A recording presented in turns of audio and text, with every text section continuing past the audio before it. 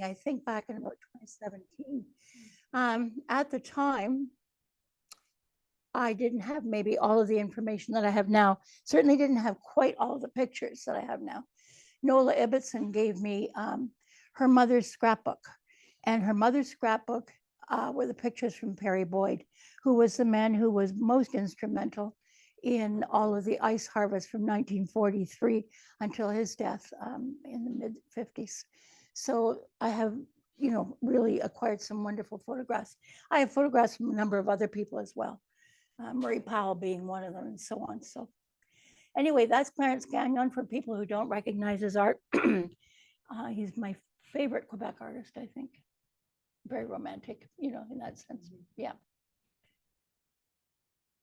So as I'm saying here, it's so easy for us to put a little bit of ice in a drink, a little bit of ice on my knee, a little bit of ice anywhere that we need it or want it.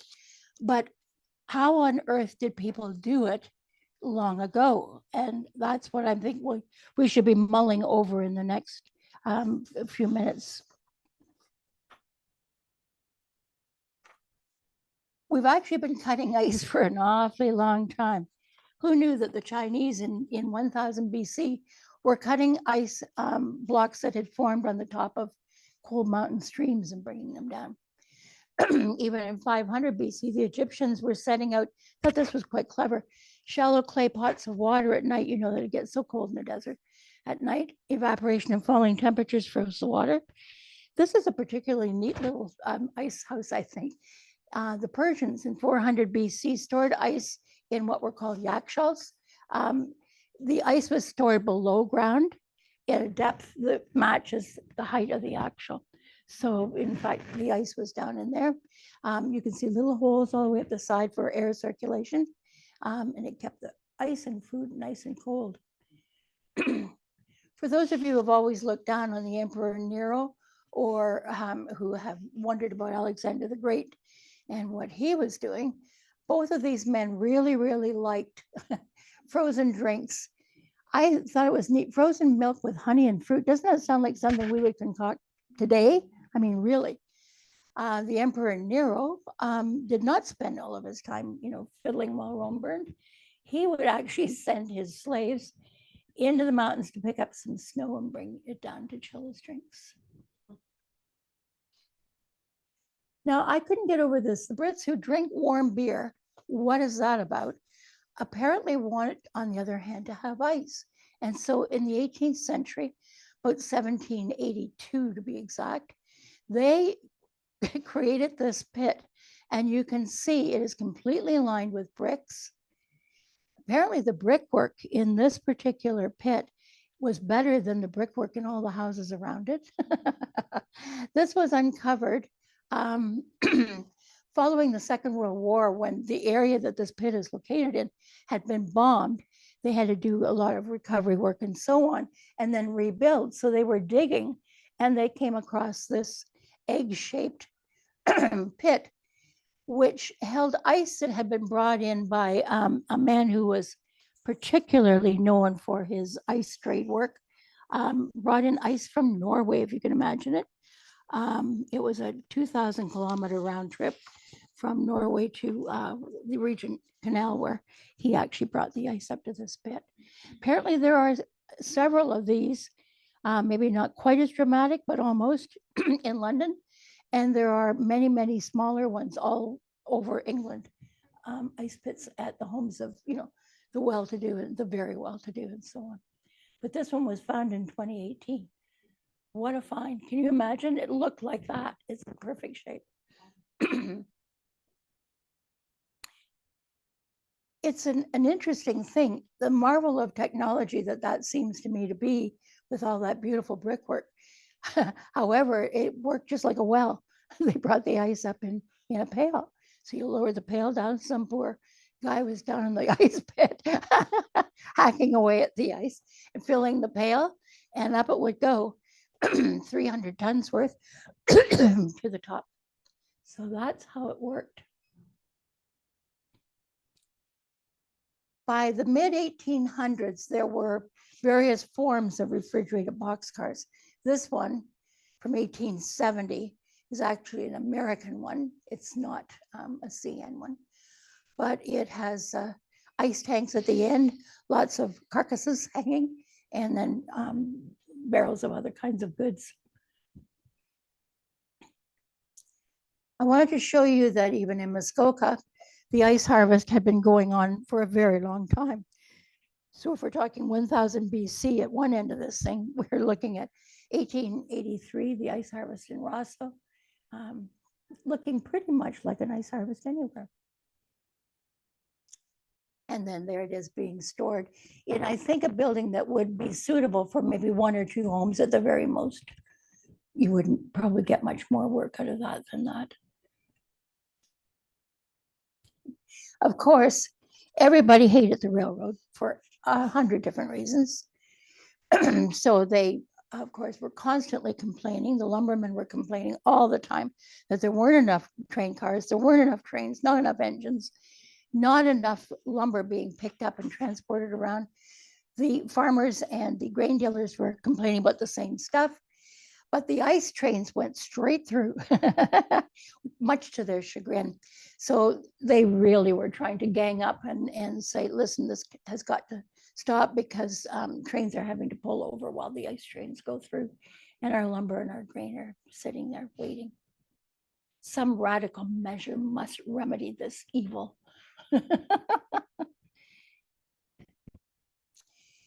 That's what was really happening at the turn of the century.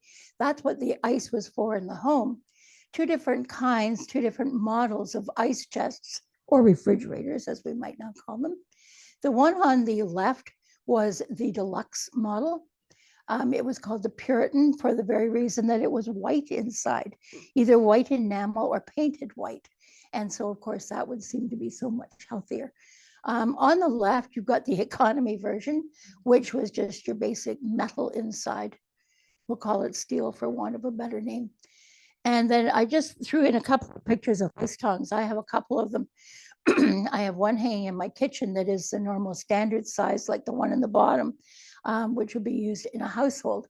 And then I have a great big one that would be used in the actual ice harvest as well. I didn't bring them because Barry was driving me and he was already bringing a stool, to say nothing of trying to get me here. Anyway,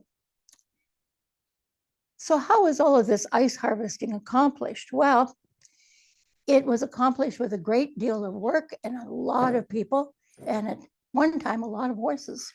So you had to take a team of horses with a driver and a sleigh and eventually a wagon, and multiply that by 15 teams, sometimes as many as 24 teams. Although some of these horses are absolutely beautiful, they didn't have to be matched, as you can see. But the one thing that I thought was so neat was that they were decorated. Quite often the horses had all kinds of lovely decorations on them. They had little bells, they had silver hoops, and they had all kinds of colored things on them, and they tinkled and looked lovely when they went by. I love the set of dappled grays down here at the bottom left. There are a lot of steps involved in the ice harvest. The first one is a bit of a funny sentence because it actually can be read in 2 ways. Clear the ice well before the cut. That means get all the snow off of it. But it also meant clearing the ice well before you were going to do the cutting, because you wanted all the snow off to get rid of the insulation so that the ice would freeze down farther and farther and farther. The depth of ice was going to be important. So there's somebody doing it with horses, and you can see how well decorated those horses are. Beautiful. And that's Gull Lake.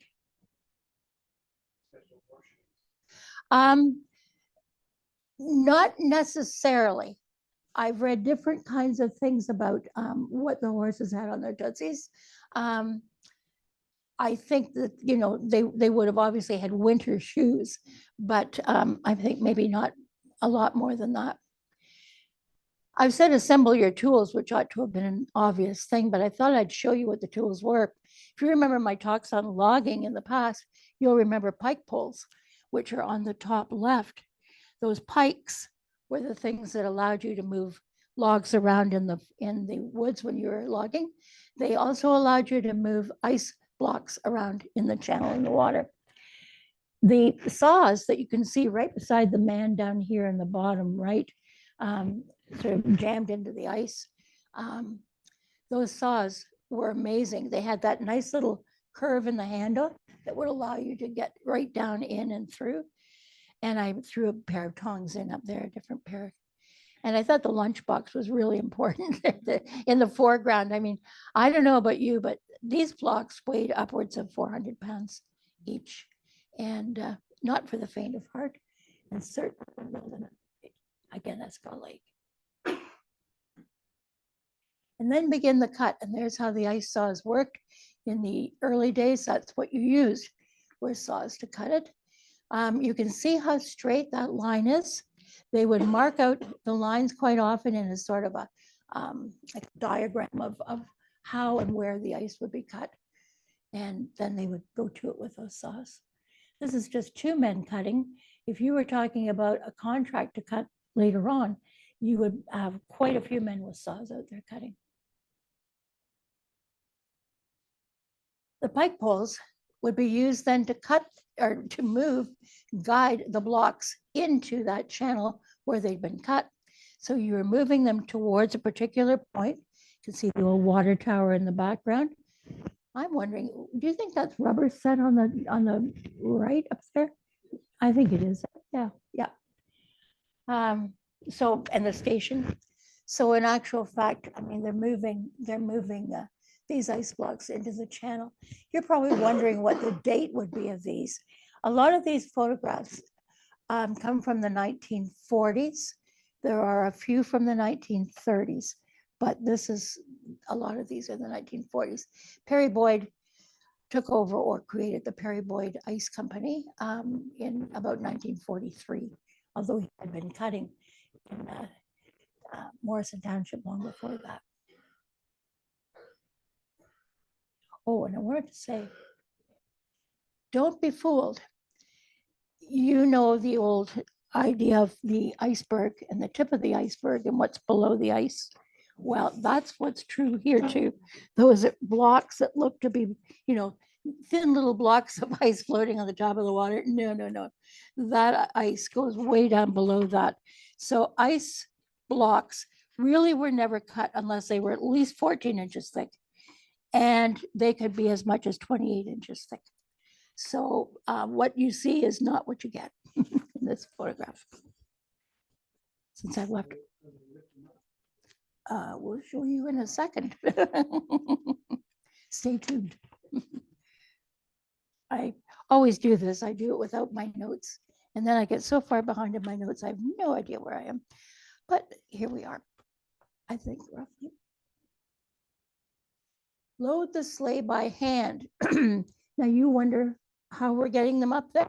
Yep, two on a pair of tongs would lift a 400-pound block.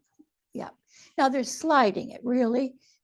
You can kind of see where an ice block is here on the far right. And you can see that they're probably going to sort of shove it over and lift it onto that. The guys I felt sorry for. They used to have all kinds of people who would go out on Gull Lake on a sunny day and watch all of this happening. So you can see there's a trio of girls there sitting on the edge of the sleigh. They probably brought food and drink out for their dads or their husbands or boyfriends, whatever, but they didn't do any lifting. They just sort of watched the whole thing. I think it would have been fascinating.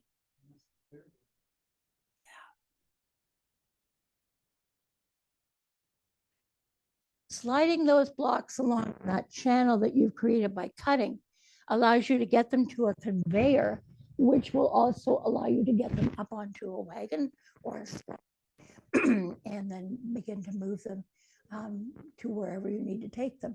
At this point, all we're doing is just kind of local harvesting. This is a little bit before 43.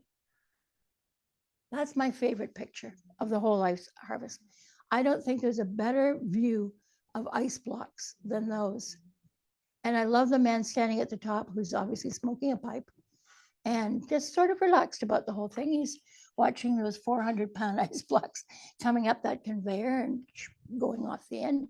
And yeah, he's in charge.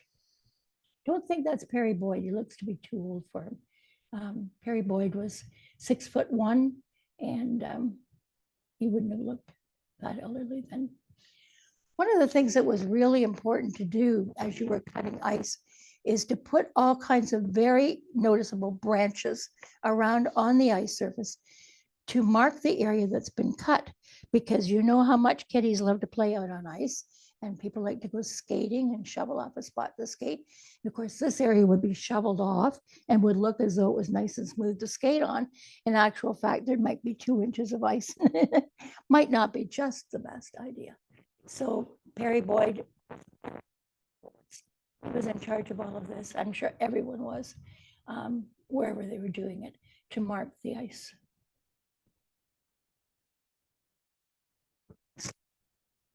Ice to 2 major ice merchants in Gravenhurst.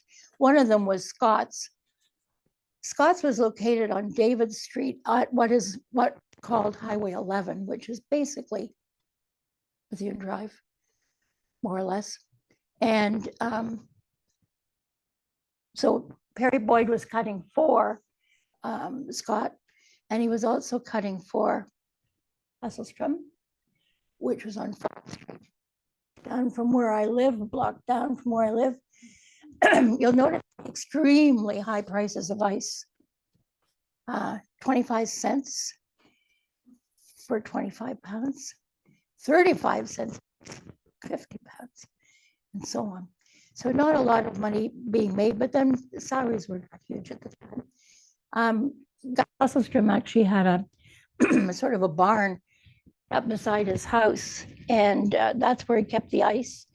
And one of my friends, Susan Kidd, who lived next door, told me that kids were always around when he was cutting ice with the saw, so that they would get ice chips to suck on, especially in the summer. And they would follow him around as well when he was unloading the ice box to get ice chips to suck on. Yep, 133.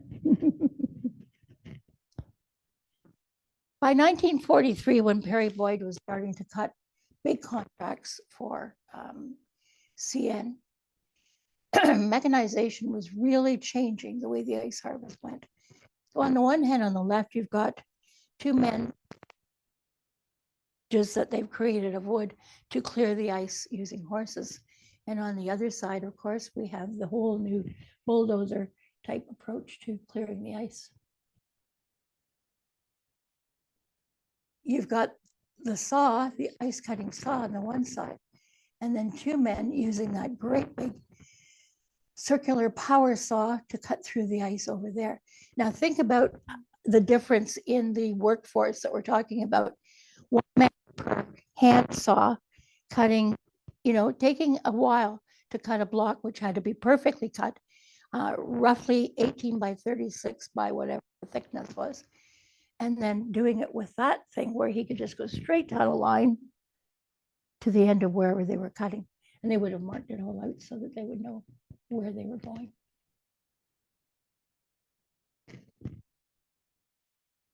This is taken from the banner in 1944, February 44.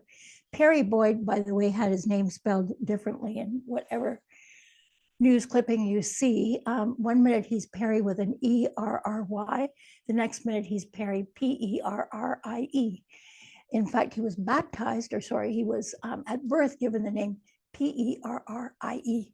So that is the true spelling. I think he just gave up trying to worry about it, and just whatever they said it.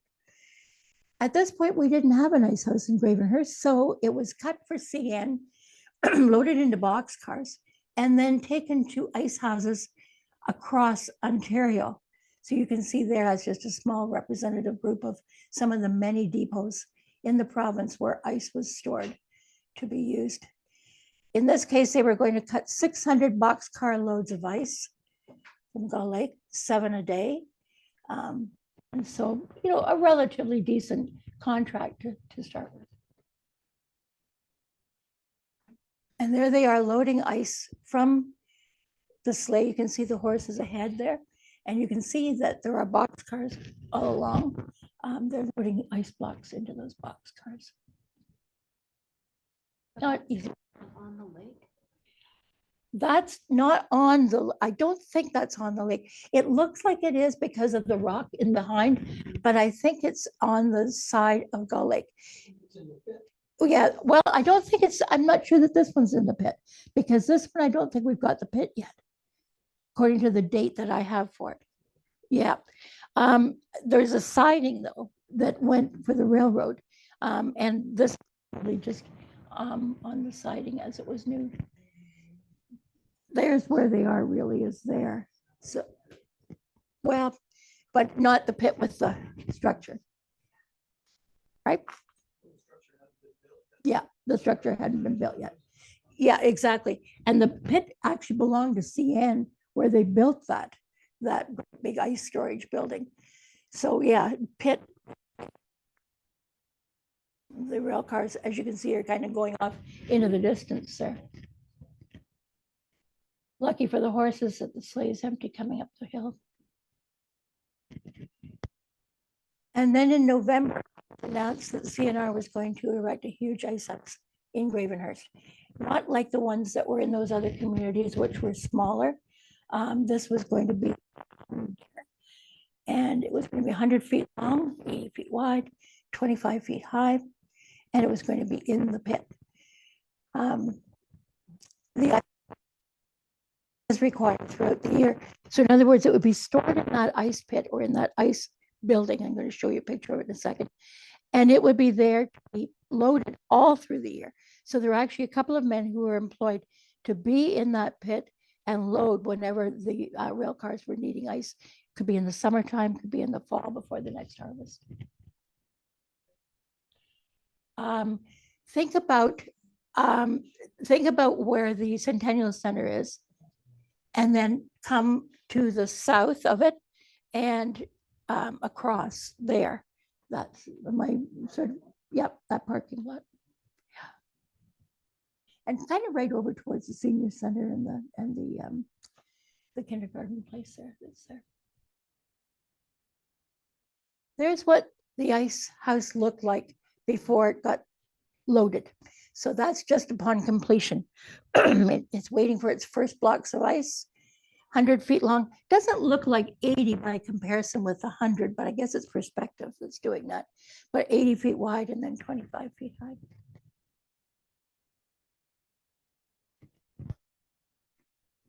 In 1944, November, the contract was announced that Perry Boyd would be having a contract for CN, that the ice was going to be stored in the new ice house, that the sawdust was going to come from the Midway mill, which would be right next door to the ice pit.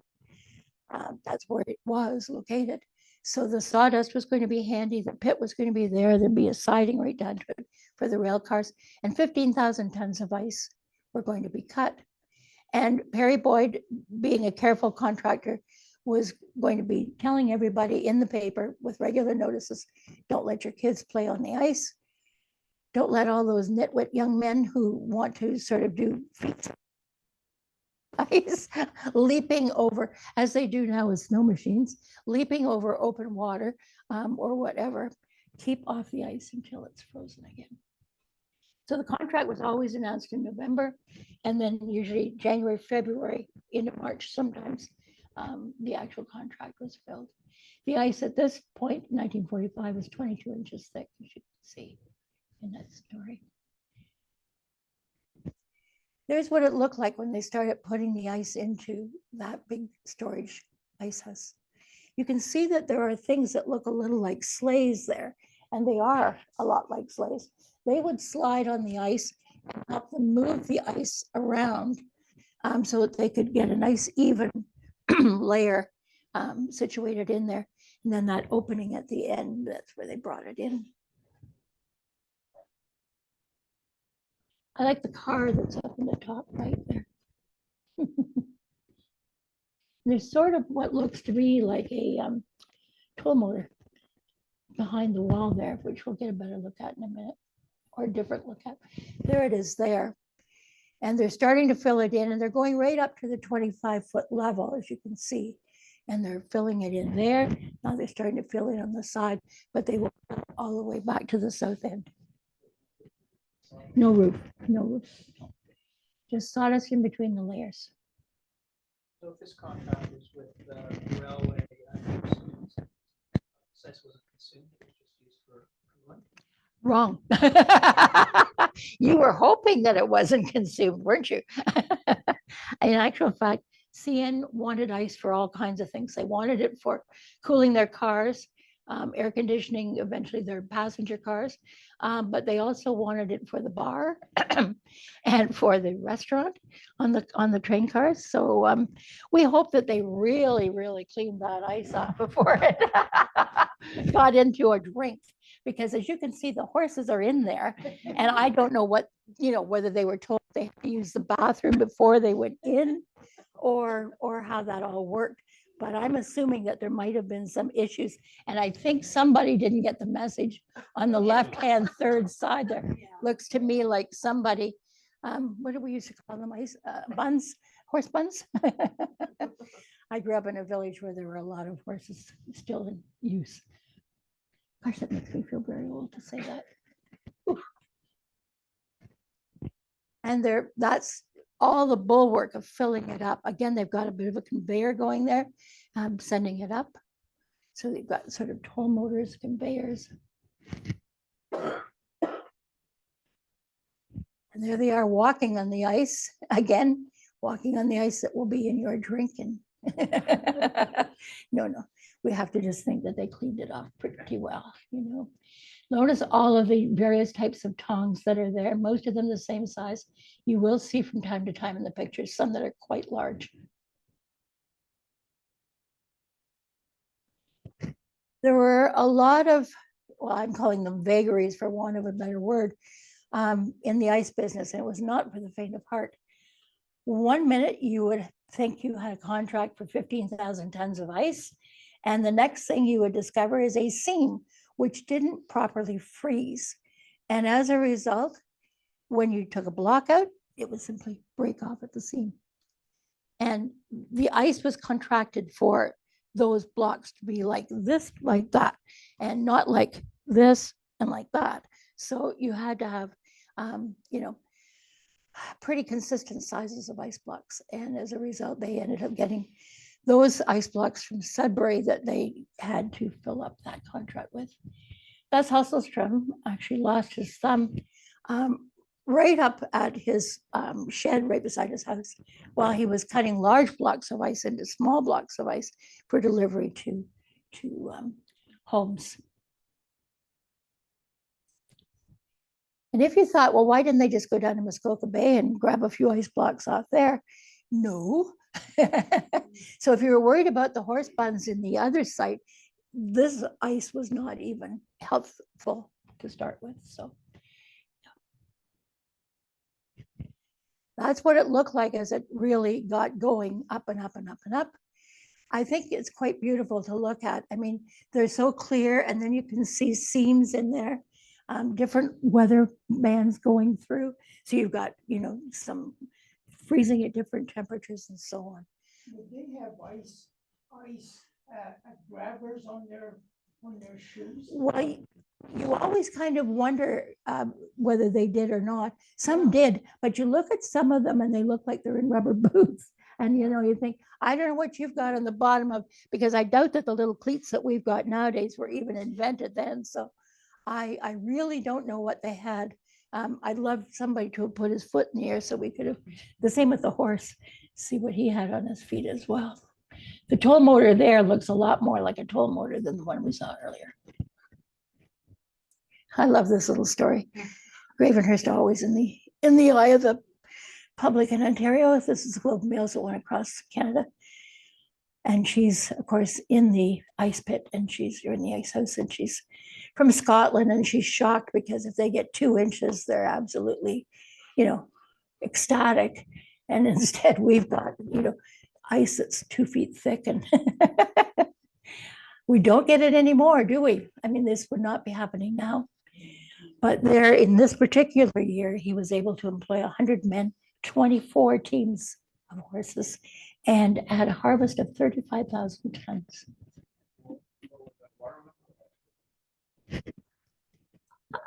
I don't know that it would. I don't think so.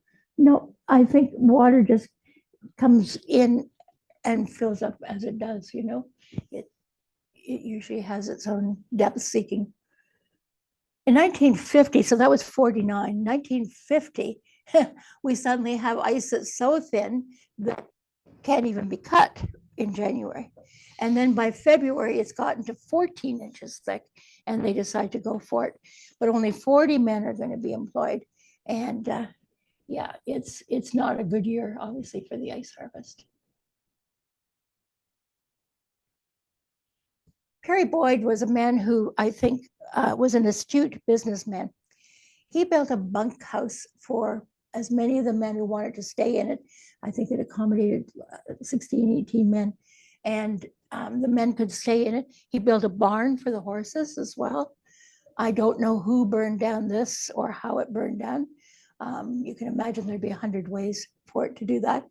There would not be insurance on something like this. Can you imagine the insurance company hearing that they're going to insure buildings that have to do with the ice harvest?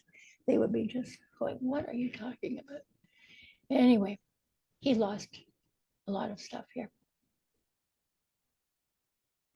And then all of a sudden, in 51, the harvest contract is cut by 13,000 tons down to 4,000 tons. I mean, I don't know how Perry Boyd coped with the kind of ups and downs in this thing. He required 8 men, and he already had them hired.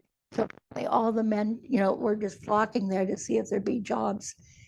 You know, 8 this year, and only a bit of ice to be shipped out. The rest is going to sit in the ice house and wait. He would have been cutting still for Husselstrom and Scott's, though. And then the next year, we've got excellent ice, 22 inches thick, blocks of ice weighing, and you won't believe the variation from story to story. Ice blocks per 300 pounds, 400 pounds, 480 pounds, 500 pounds. It just depended on who was writing the story. How thick it was, obviously, would make a huge difference. But in fact, you get a lot of different variations on this. But he says it's an excellent year this year. In 1953, we're looking at the end of a very big ice cut again, 15,000 tons. 5 weeks of work. Tractors have now completely replaced horses, but the ice is only 17 inches thick, so not a perfect ice harvest. Blocks are now weighing 300 pounds because, again, of the thickness. And the freight cars, 200 freight cars are going to be carrying ice, while a bunch more is going to be put in the ice storage. Judy, Mhm. would there have been a way to rotate the ice in the ice house? Like, or no way? Like, Mhm. this year's ice is this year's ice, but then like 4 years ago, there might still have been some. Yeah, wouldn't that have been a great idea? But no, I think that the ice was the ice as it was put in. And that was sort of the way it went. Very sad that Perry Boyd was killed in a tractor accident on his way back to his farm. But his son-in-law, Joe Ibbotson, had been working with him, and his daughter, Phyllis, had been doing a lot of the contracts and so on. So, and Joe, of course, were Nola, if you know Nola Ibbotson, were Nola's parents or John's parents or whoever.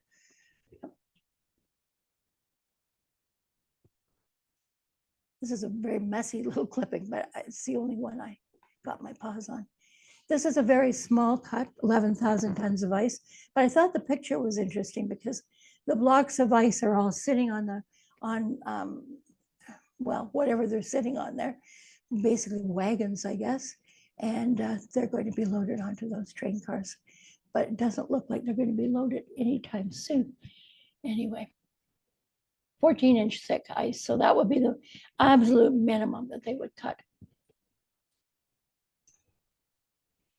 And in 1960, the end of the ice contract. At this point, really, there was no need for ice to be cut for the CNR. They had all kinds of new technology being used. They had artificial types of ice that they were using. The weather was so various from year to year that CN couldn't count on having ice blocks all the time. So here, for instance, I think it says it's Perry Boyd, who's already dead at this point. Yeah. I thought to myself, how could that have happened? That it would be reported that it was Perry Boyd who was going to be cutting it. But in actual fact, the banner was taken over by Alf Das in 1960, January of 1960. So in fact, he was the owner and editor about weeks in here. And I think probably he'd been told that Perry Boyd did all the cutting, and probably he better look for someone else because that man is no longer with us. So in fact, there we are. It says it's Perry Boyd filling the ice bins.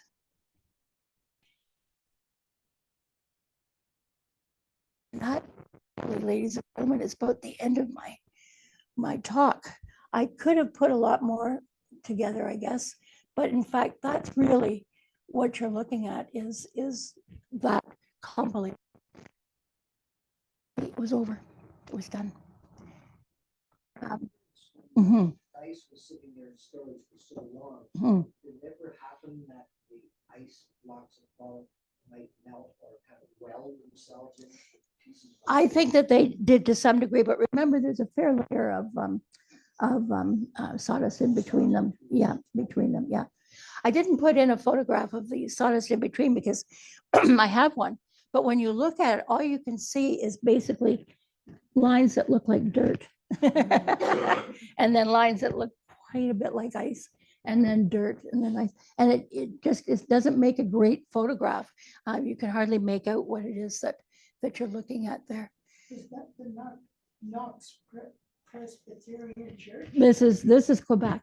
This Oh, is this is Quebec. yeah, this is Okay. Clarence that he did of the ice harvest in Quebec. And I thought it was a way to end it because you can see the turquoise color of the ice blocks, Yeah. which is quite lovely. Other questions that people might have? I know you've come out. I just don't quite understand how the ice didn't melt in the summer without a roof. Well, I know that that would seem to be yeah, and I know that there would be some melting on the top, but remember the power of sawdust. In some places it was hay. They may have even used some hay in our ice house. I don't know, haven't read that we did, but the power of sawdust to insulate was pretty substantial. I don't know. Fred, you'd know something about this whole ice story because My father was quite involved. exactly. In Grand Saw, Mhm. and my great uncle, August Schultz. He was Yes. quite involved. Yes, And yeah. I was fortunate enough to interview Phyllis Ibbotson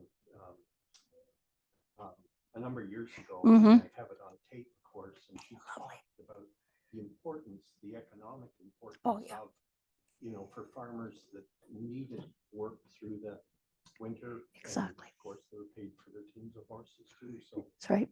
Perry Boyd really created a wonderful opportunity for a number of local farmers and people that needed work.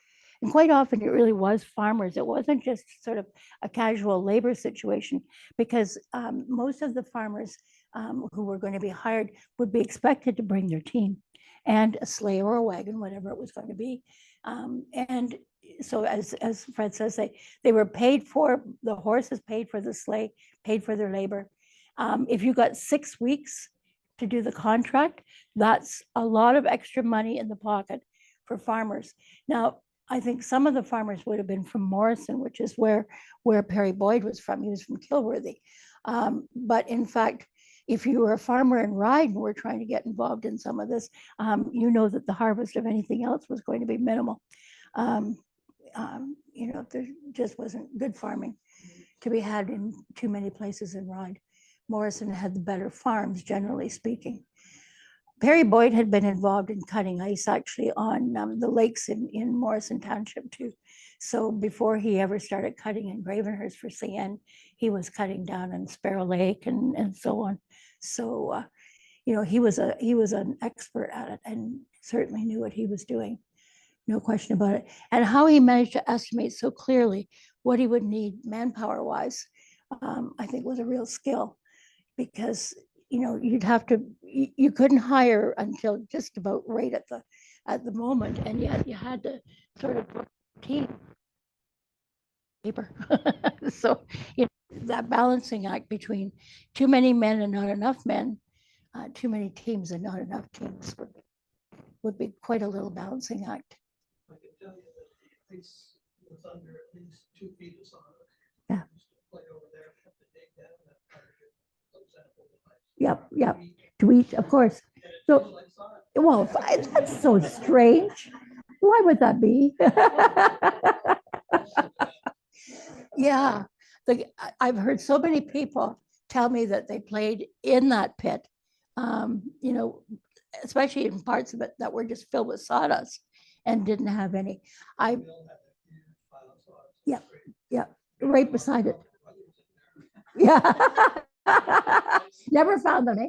Yeah, yeah, you can imagine if mom was getting tired of the kids, go play in the sawdust pit. We'll see you in a week or two. Yeah, yeah. You know, the sheer number of kids who played in that pit it was just phenomenal. And you have to think about flowing grain entrapment and all of the kind of things that happen in, say, silos, for example, and then what might happen with the sawdust. But in fact, it was wet enough and probably glued enough to the ice blocks that it wasn't moving around too much, even when the ice blocks were gone out of the pile. It would be wet enough that it wouldn't be moving around too much. I did wonder a little bit about combustion in that sawdust pit because sawdust combusts very, very easily. But I've never read of any fires in the ice pit at all. So I think it'd be too wet. No. Yeah, yeah, the one that belonged to the mill, exactly. And anywhere where you had a lumber mill of any kind, you'd have constant fires breaking out in sawdust piles for sure. I remember hearing from Tibbetson that one year they had he actually flooded it to these guys hired and Yeah. CN would pay it. Exactly. And I think 14 inches would have been, you know, right on the edge of whether CN would take it or not. So there were years when the ice just didn't get deep enough. And then when you think about it, being the man who owns this company, Perry Boyd Ice Company, well, he's cutting ice that's like 14 inches. He's cutting ice that's 28 inches thick. And, you know, the whole change that would, you know, require in terms of staffing or men working in wagons, horses, teams. Oh, very weather dependent. Yep. Yep. Yep. And then you'd get those bands in your ice blocks. Yep. Or in the case of that one year, a seam running through it that just doesn't freeze properly. And as a result, the whole thing is just shot because the ice has not frozen properly to create the ice blocks that were needed. So it was a very ticklish operation, I think. And he was certainly, yes. Yes.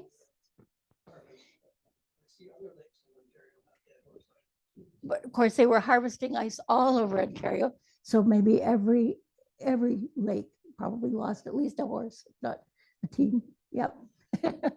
They were actually harvesting ice anywhere that the ice would freeze to a reasonable thickness on a river, on a lake, wherever it would be.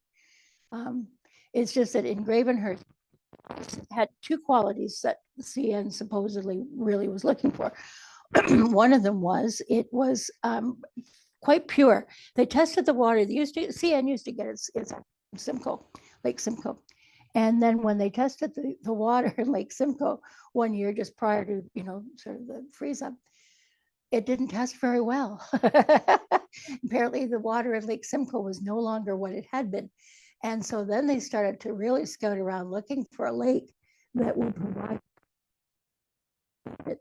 And they tested, they tested Lake Muskoka and that didn't work out, but they tested Gull Lake and the water quality was that good that they wanted that ice. And as well, the ice from Gull Lake, and I don't know whether it has to do with the depth of it or our weather or what it was, but apparently it was ice that had better length of time to its use. So it froze in more dense fashion than some of the ice blocks in some of the lakes. So there were reasons why they did it. Mhm. What was the contamination in Lake Muskoka and Simcoe? Did they say? Oh, no, they didn't say, but I mean, if you took a look at, say, the fire insurance maps of 1925, and you look at the outtake and the input or intake, output of whatever Okay. effluent in the water, yeah, it would probably have something to do with that. Just a sheer number of people. I mean, the lakes were even then heavily populated.